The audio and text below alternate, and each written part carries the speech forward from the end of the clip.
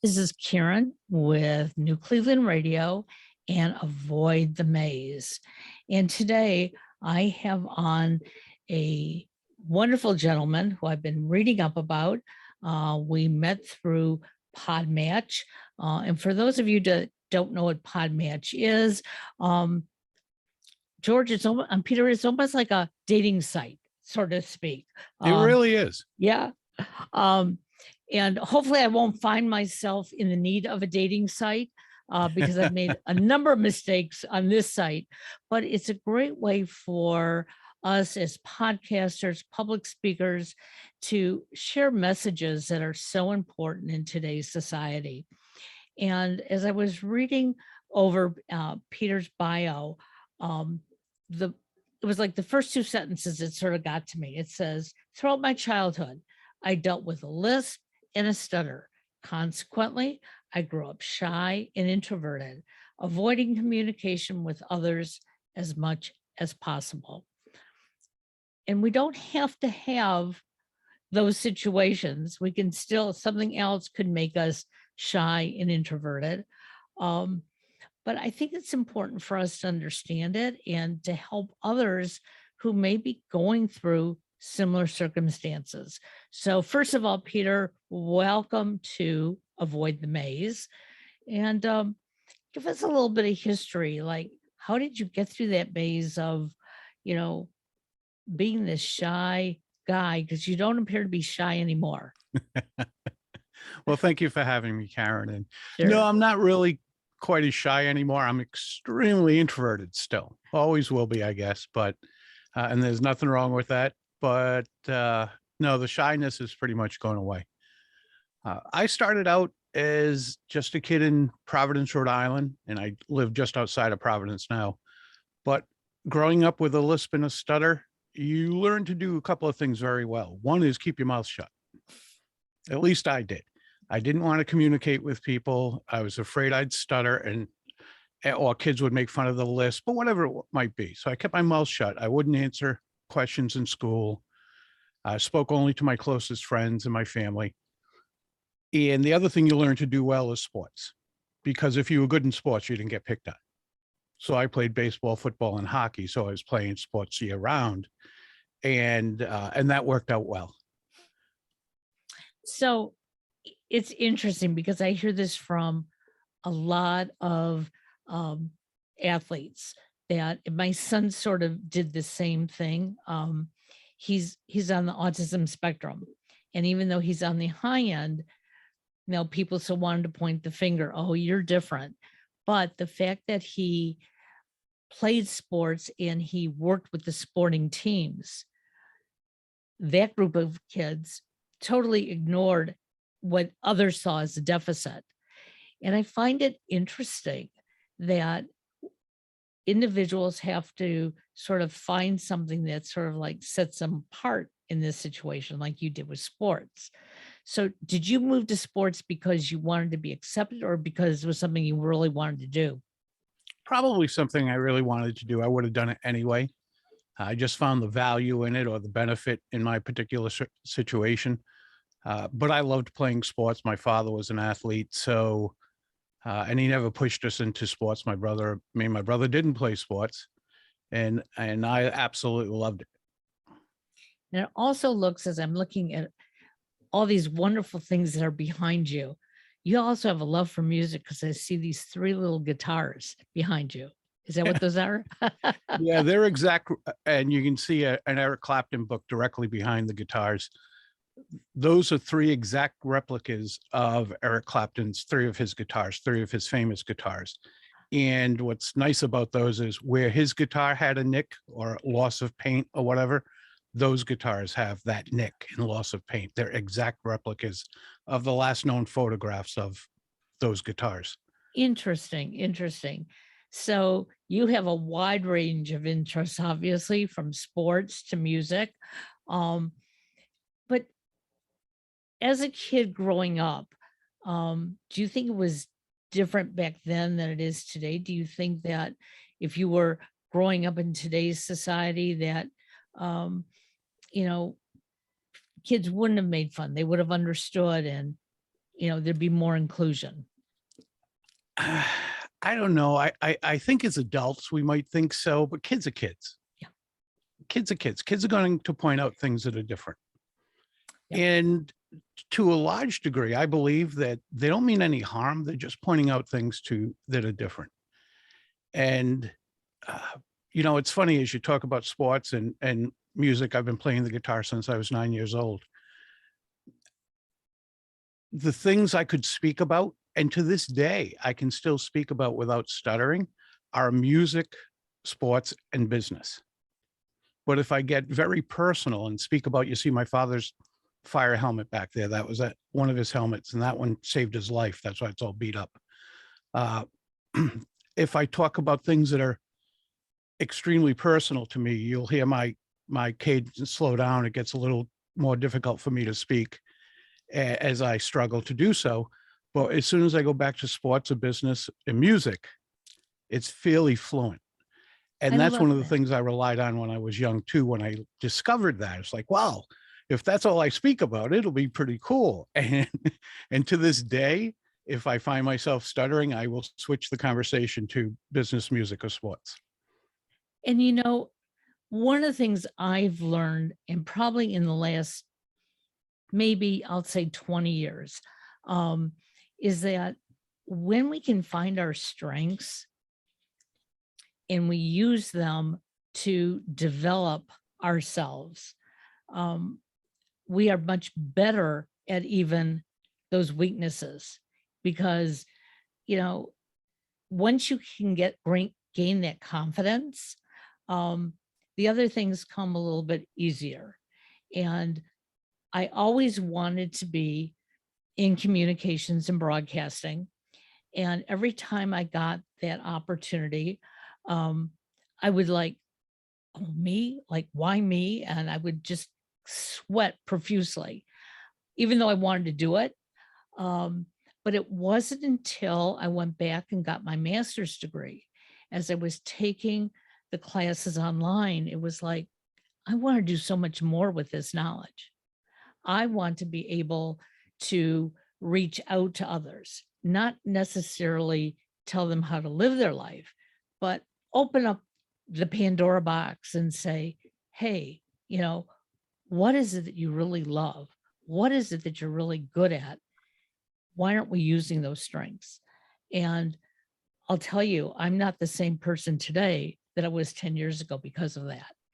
And it sounds like that's sort of what you did. You found those strengths and you said, well, somebody may not like what I'm going to talk about sports, but you know what? I'm really good at it. So I'm going to do it. And either they're going to like it or, they'll just turn me off. Right. Exactly. And, sometimes it's odd that I'll go to, it almost seems superficial that someone might be speaking about something else in depth and I really just stay out of the conversation. I listen. I might nod my head and the like, but for the most part, I'll probably stay out of the conversation. But then if business comes up, I'm like, okay, I'm game. And the funny thing about all this, Karen, is that the last thing I ever wanted to do as a child is communicate with people. And I've been a speaker on stage for 35 years now and a public speaking coach for about half that time. So it's ironic that here was something I thought was something that made me stand out in a bad way, that I was ashamed of as a kid, or embarrassed by, more than ashamed. And then here I am making a livelihood speaking. Well, as I've talked about before on this show, when we say avoid the maze, many of us at a young age, we determine in our brains, this is who I want to be, or this is who I'm going to be because this is all I know. And most of us don't end up down that path. We No, usually make all these detours along the way. And this past 24 hours I was spending with my son is he's getting ready to relocate. And all of a sudden we had these really in-depth, great conversations. And he said to me, Mom, I'm really glad you're the person you are today. And I said, well, nice. that's a really nice thing, but what was wrong with me yesterday? I mean, that Yeah. was my first reaction. And he said, no, you're always growing. You're always learning. And that's so important to him. And I said, well, I could become stagnant like a lot of people choose to do. I said, but to me, that's boring. So I'd rather open up the box, see what's in there, and it may not fit properly. And then I'm going to pick and choose. Is that who I want to be or who I don't want to be? And he goes, yeah, that's how I want to live my life. And Nice. I'm It's hoping great that he saw that and observed that. yeah, absolutely. And that's what I think, in the few minutes we've been talking, that's sort of like how you see your life. It's like, hey, I'm going to get out there. I'm going to do what I'm comfortable with. And if it helps somebody, that's a step forward, correct? Yeah, it really is. And I actually think life has a way of just saying, watch this. Yeah, excuse me. You have all these plans and then life, good or bad, has a twist to them. Exactly. And when I left the corporate world, I didn't know what I was going to do with the rest of my life. And one day I told my wife of 3 months that I was going to start a publishing company. And she said, what do you know about publishing? I said, not a darn thing, but that's what I'll do. And it took me 3 years to get her to leave her corporate position and come work for me. The joke is I worked for her for the next 12 because she ran the company on a day-to-day business at a much higher level than I ever could have. And we built that business and sold it 15 years after I started it, not knowing the first thing about it, but that's kind of my personality of what's the worst that can happen, which is like what I told my kids when they were growing up and starting out on their own is what's the worst that could happen? Do something you want to do. If you like it, great. If it goes well, great. If it doesn't, either try again or do something else. And as opposed to like my father, who was a firefighter for 30 some odd years. And he absolutely loved that, loved it. I could never have done that. I couldn't do the same thing for that long. It's interesting that you say that because when I think back to my dad, my father-in-law, that was a generation that basically said, you know, I'm going to choose today that I love this career. And they went into it and basically stayed in that career the rest of their life, even if it was, you know, day laborer, hey, if I'm good at it, I'm just going to keep doing it and doing it. It will put, food on the table. My older son sort of went through something like that. He decided at a very young age, he wanted to be an attorney. He wanted to go into law. And he did. And he's been in law almost 26 years. And now he's scratching his head going, wait a second, I'm still young enough to do something else. Is this what I want to do? I think if my father or father-in-law had made that decision after 26 years in a career, family and friends would have just said, are you crazy? Right. Stay and wait for your gold watch. But you mentioned that you left corporate America. You've done all these things. And I'm not going to ask how old you are, but you can't be that, can't be that old. Okay. I'll be 60. I'll be 64 in a couple of months. Okay. So you started out as a young guy in corporate America. And so many of us back then, that was like the ideal place to be. Oh yeah. I absolutely loved it. I worked for an extremely well-known company that treated us like gold. I mean, it was a wonderful company to work for. And the only reason I left was my dad died. So I came back to Rhode Island to be with my mom. Well, something always pulls us in the right direction, they say. So when you decided to be a public speaker, it didn't happen overnight, I'm assuming. No. So what drew you there? What made you say, hey, I think I should do this? Well, it was actually part of my responsibilities in the corporate world was to give presentations, which is the last thing I wanted to do. And I wasn't very good at it because I'd never tried. And I avoided communication all those years, including all the way through school. So when I got to the corporate world and had to give presentations, I had to get better. So I read books and listened to cassette tapes way back then, listened to cassette tapes, and it was good. I got better. I got to understand the ideas, but I really needed more than that. So I went for training. And at first it was group training, which was excellent. But then I went for one-on-one training, which was superb. And by the time I started to get good at it is when I left the corporate world. But uh, when I came back to Rhode Island, I actually met my future wife. And when we started that publishing company, I found that the more I spoke publicly, the faster our company grew. We got Interesting. exposure in the right places. I did some speaking for corporations that support the publishing industry, which gave me wide recognition. So I understood the power of being out there speaking. And back then, there are other ways, even then, and certainly today, but two great ways to show that you're an expert is either public speaking or writing. And I write fairly well as well. So I got exposure both those ways. And then I just saw the more you spoke, boy, the more your business grew. Absolutely. I mean, who can talk about your business any better than you yourself? Um, Exactly. and I tell a lot of my clients the exact same thing. You know, you can have me tell your story, but it's not going to have the same impact when you tell it and somebody says, wow, that's what you went through. Those are the changes you made. Well, maybe I can do that. And that's why I love what I'm doing now, because it's not necessarily that it's my story. As I listen to yours, it excites me even more. Hey, is there something else I can still do? And if there is, hey, now's the time to look at it and consider it. Yeah, one of the things I've dealt with a lot in life, and I think a lot of people do, is the imposter syndrome. Who am I to be doing this? Like, who was Right. I to open a publishing company? I didn't even know how to turn on a computer. It was 1990 when personal computers were really just starting to come about. And but I often rely on words from my great grandmother. And if I can indulge you in a short Absolutely. anecdote, my grandparents and my great grandparents were from nowhere, Maine.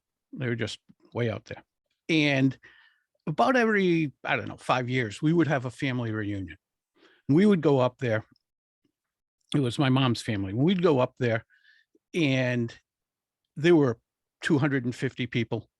It was a huge reunion because up there's nothing to do except make more cousins.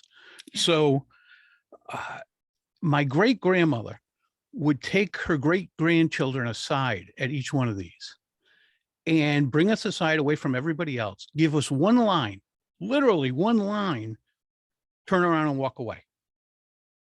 Now, the one line often didn't make any sense, especially to small children and teenagers. And when I was about 12, she did this, took us aside, maybe 15 of us, and she said, if they look that close, slap their face. And she turned around and walked away. Hmm. And I'm a 12-year-old kid saying, what does that mean? And I went up and asked her, and she said, I told you what I wanted to tell you. You figure it out. It's what she would always say. This is up to you. When I got older, I sort of thought, I wonder if she was talking to the girls. Here's a country girl saying to the younger girls, if you're going to be seeing boys Sure. now, if boys get too familiar, slap them. When I got older, what I took that to mean was, if people criticize you, critiquing you is one thing, but if people criticize you, the heck with them. Figuratively slap their face. And that's kind of how I've lived life. When I had no right to open a publishing company, when I look back at what we first did, it was terrible. What we ended with was awesome. So if people criticized me at the beginning, there was nothing I could do about that except get better at what I was doing. But that was within me. That wasn't an external force. That was an internal force saying, I just want to get better at what I'm doing. And I've lived my life that way, that if I don't try new things, I'm the one who misses out, not anybody else, if I want to try those things. So, and I know I'm not going to be great when I first try. No different than when I first started to play the guitar or first tried to walk. You fall. So as much as I have that imposter syndrome, I've always had my great grandmother in the back of my head saying, you know, if they look that close, slap their face. And what a great message for her to give her great grandchildren and for them to pass it on as you just have. Because I remember when was my freshman year in college, um, we had lost my first niece to sudden infant death. And as devastated, obviously, as my brother and sister-in-law were, um, it was really the first real contact that I had with losing somebody, especially a child that was only a couple months old. And I went back to campus after her funeral and I decided I was going to start a support group for people who had suffered through sudden infant death. And I got it off the ground. I had couples who were like coming out of the woodwork, like, oh, we're so glad you're doing this. But I had my classmates who looked at me and said, who do you think you are? How do you think you can get a room here at the university to hold a meeting? And I just went and asked, and it was for a good cause. And I did it for a couple of years. But because of my classmates asking me these questions, I got internally angry, basically like your grandmother was saying. I guess I was slapping them in the face by saying, no, I'm going to keep doing it. And I did it for a couple of reasons. Number one, I needed to heal. I needed to understand exactly what my brother and sister-in-law were going through and had gone through. I was still young. I wasn't married. I didn't have any significant other at the time, but I kept thinking, what if this happens to me in the future? You know, can I prepare myself for it? And Sure. we didn't call it the imposter syndrome back then. Okay. But today we hear that word all the time, you know, and it's like, you know what? Try something new. Try what fills your heart with joy. Yeah, and I believe again that's all internal. You know, that's all in our heads. I'm writing a book about public speaking. It'll be out in a couple of months, and I was talking to my wife about it. My wife's my best friend, but she's also a very intelligent business person, great instincts. And I was saying, I wonder what I'm going to do when I get the first 1-star review on Amazon. And she said, why are you thinking about that? Why aren't you thinking about the 5-star reviews and the 4-star reviews and how great that'll feel? I said, because I can't get that 1 star out of my head. And she said, but you know it's coming. I said, yeah. And as soon as it hits, I won't care. It'll come. It's like getting a shot. Right. The pinch, you know, this is going to pinch and it does, and it's gone and it's over. So she said, do you care about the second 1-star review? I said, not at all. It's just that I'm wondering how I'm going to react to that first one. And she said, you know, this is all in your head, right? I said, yep, I do. And that's where most of it comes from, is in our own heads. And I laugh about it because I know it's going to happen.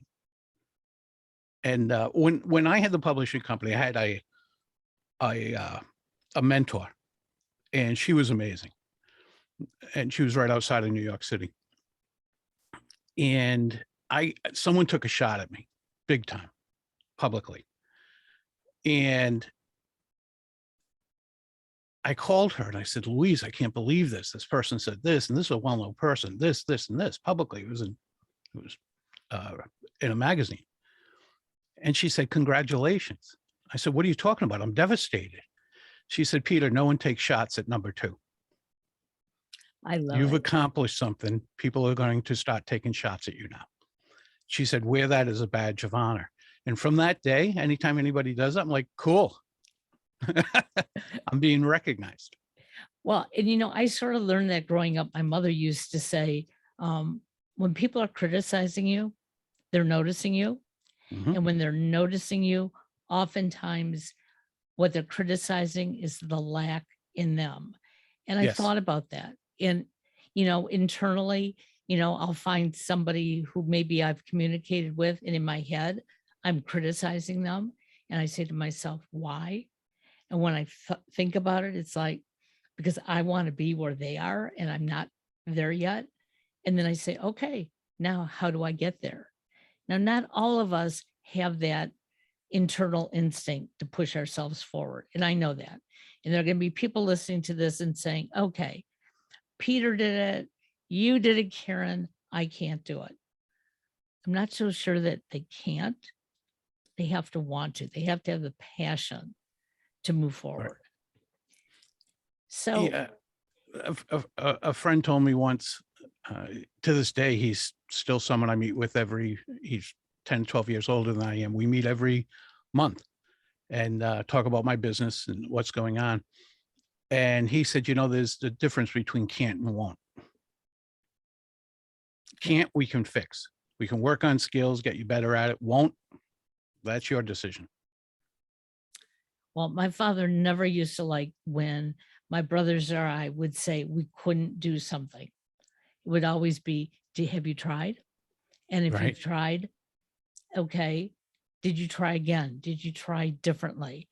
My father, my grandfather, my brothers have always been proficient writers. And as a young kid, I wanted to be just like them. And they wrote mostly poetry. I would try writing poetry, but every time I would try, everything had to rhyme and it just never fit. And I remember my father one day saying to me, I think you should leave the writing to your brothers and I. And I thought, okay, I'm just a girl. I'm going to leave it. After my father passed away in 2004, I sat down and I wrote a 5-page story of my life with my father. Nice. And I remember when my mother read it, she said, you know what? Your father left you a gift. You weren't ready to write previously. And she was right. I wasn't. They could always write. Why did I really have to do it? And it was because of that I really started growing. I started blogging. I started my website. I started creating websites for other people and creating articles. And it wasn't for me to become famous. It was for me to prove to myself I could do it. Right. And so much of the time, we're trying to prove it to others. Oh, yeah. Yeah. You still talk to people who at my age are worried about what their girlfriend in high school would think. It's a lot of it's in our head, and I'm not trying to be a psychologist here, but I speak to a lot of people have over the years where they say, well, you were a born speaker. And I'm like, oh, no, no, no, no. Not only did I not have the skills, the last thing I ever wanted to do is speak. So speaking's a learned thing. Writing well is a learned thing. Even if it's just watching other people do it and learning from that, it's developing those skills takes a while. And a lot of people say, well, I'll try to speak, and if I can't do it the first time out, I'll never do it again. Well, then I'll guarantee you'll never do it again. Exactly. And I've made every mistake on stage you can possibly make, from saying the wrong things to having my zipper down to you name it, I've done it. And what I like to tell my clients is, when you screw up, you are going to be mortified. 5 years later, they'll be your best stories. Those will be the stories you're telling your friends. You'll be laughing so hard about it, you'll be crying. And all those stories, my favorite story is screwing up big time in Dallas, and I mean big time. And it's my favorite story. It's a little off color, so I won't say it here. That's how bad I screwed up. That's how bad I screwed up. But in front of 750 people. It's just something that came out of my mouth by accident. And it's, it's my favorite story. And I tell it to friends and my clients and the like. And so it's, if no one gets hurt, it's called growth. Well, it's interesting that you say that, because back in the 90s, my husband, He had been working for Microsoft when they were a small company. They wanted him to either move to Washington or North Carolina. He didn't want to move, and they were still a small company. And he said, no, I think I'll just go out on my own. To this day, I want to kill him for that, but whatever. So he started doing programming. And what I did on my end was I became a trainer teaching people how to use the programs that he was putting together. And one of the things I did was at the Cleveland Clinic, a group of doctors, there had to, I think there were like 50 or 60 in the room, all at a computer. And I was walking them through a PowerPoint presentation and how to put certain things together. And that was when you use mostly clip art to put things together. And I was showing them how the clip art was layered. And what did I do? I took the hands off of my doctor in my presentation to show them. And I had one doctor in the front row just put his head down on the table like he was so embarrassed. And I looked at him and I continued. And then somebody in the back raised their hand and said, Karen, do you know that this is handicap week? Oh, And I just looked out. I thought I was going to start to cry. And it was like, oh, well, I apologize, everybody. I'm going to put the gentleman's hands back on because you can do that, can't you? There are prosthetics in this world. And there that you go. saved me. But I had no idea. You know, I was just trying to show them something in the program. And so do we learn from that? Absolutely. After that training, it was like, I'm going to make sure whatever I'm training on, if it's, you know, a certain day of the week, if it's ice cream day of the week, you know, I'm going to stay away from that. I'm not going to embarrass myself. And I know I have since, you know, but The only again, way to avoid it is to stay locked up at home. you're right. Absolutely. So speaking about being locked up at home, we're just getting out of this pandemic, or at least I hope we are. How did you survive in the business when everybody was in lockdown? When we went into lockdown, I thought I was going to have to go clean up after elephants at the zoo for a living because my business just fell right off the table. No income whatsoever. And my wife reminded me that no one was going to the zoo at that time, so you wouldn't have to, the elephants didn't have to be that cared for, so I wouldn't get that job either. So I'm like, what am I going to do? The funny thing is I'd been using Zoom and even more so Skype with clients. I have clients all over the world, Right. from the US to China and everywhere in between. And so that was normal for me. And once everybody realized that this was going to be life as normal for the time being, and we started to get back to work, my business came right back. So working off Zoom was very normal for me. But I had some clients that, again, once they realized, well, we can't just push this off for a couple of weeks or a month or two, that we have to find a way to work. We worked in person, the local ones that I would normally meet in person, which was anywhere from Rhode Island to Maine down to New York City. We met in person. I would drive there. We would stay a good distance away from each other. And we never blinked after that. So life was fairly normal for me, as much as it could be.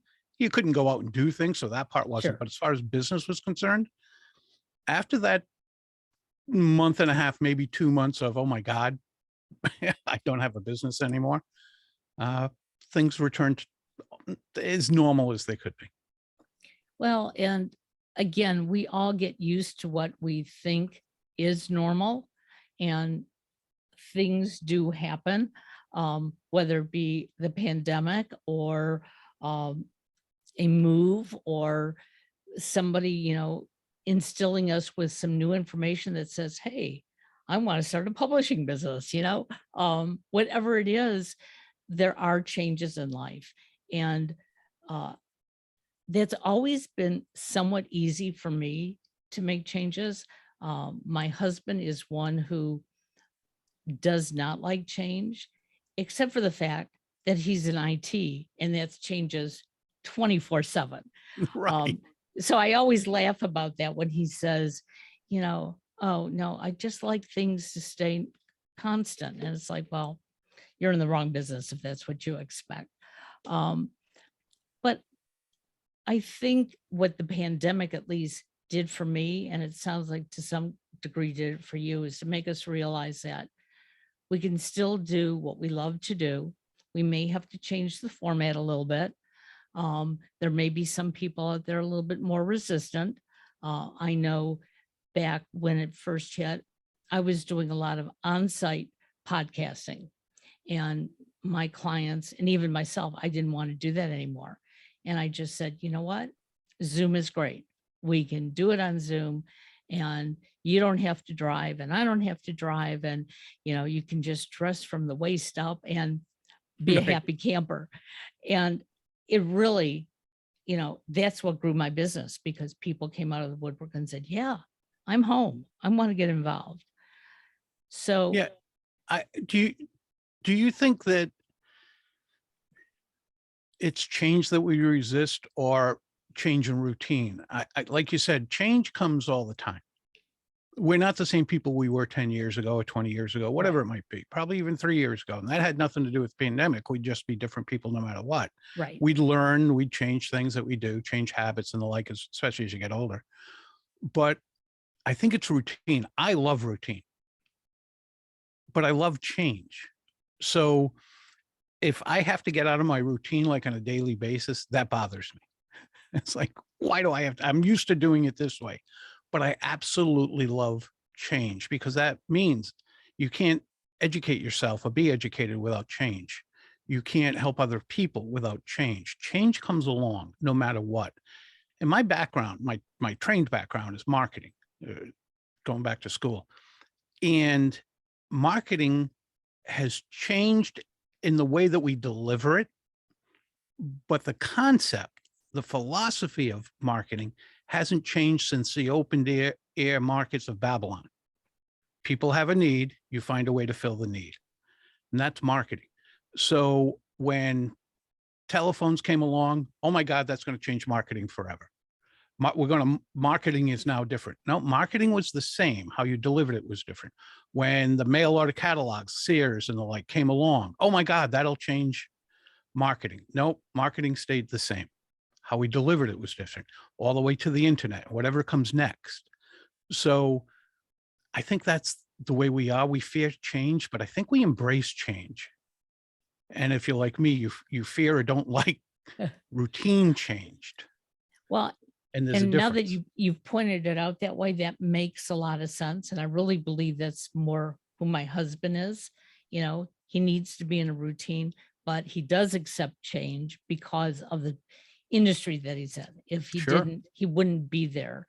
Um, and what I have noticed myself, especially because of the pandemic, um, my routine in getting the goods that I need has remained the same. I know what days of the week I need to either order my groceries or go to the grocery store, but the way that I'm doing it, you know, changes a little bit. All Okay. right. So for instance, I was telling my son who's moving, I said, I'm going to tell you the best thing that you can do. And I told him where he could get his paper supplies. And I said, you can get them from Target. This is what you're basically going to need for the month. And you do it online and you drive up to Target and they put it in your car and you go home. And he goes, oh, okay, that sounds good. Because he's trying to figure out, now that he's going to be 100% on his own, how am I going to be working all day long, trying to make new friends, doing all these things. And now I've got to go to the grocery store. And I said, Yeah. real easy to do. And as I'm walking him through it, I'm thinking, wow, I didn't do that 3 years ago. 3 years ago, I just get in the car and I'd go down and get what I needed. Now I think about it. I place my order and it's in a fraction of the time. So times have changed and that's okay. I also realize as I'm getting older I'm feeling younger. That's And I awesome. see that in you. I like to laugh. So, and it's funny because most people take me as an extremely serious person, and probably in business settings I am, but I love to laugh. Probably more silly than most people realize. Well, laughter is, as they say, is the best medicine. Um, my husband taught that to me when I was sort of kicked out of corporate America. I went into this deep depression. It was like, they don't want me anymore. Who am I? What am I going to do? And he started once a week making me go to the comedy club. And I Oh, that's can't tell cool. you how many times I'd go kicking and screaming and then walk out of there giggling like, a teenage girl. Good for Yeah. him. That was awesome. Great idea. Yep.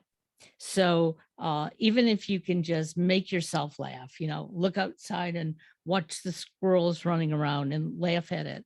It's a great thing.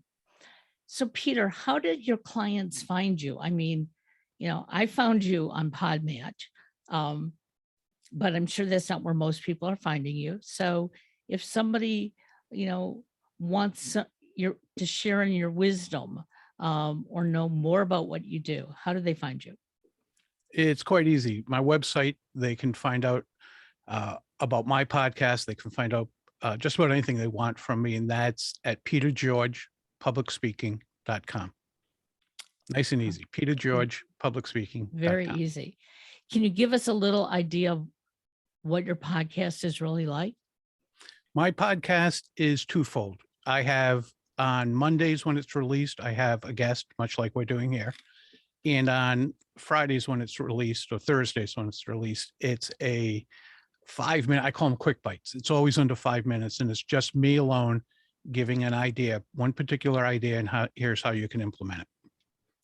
I love it. Very, very good.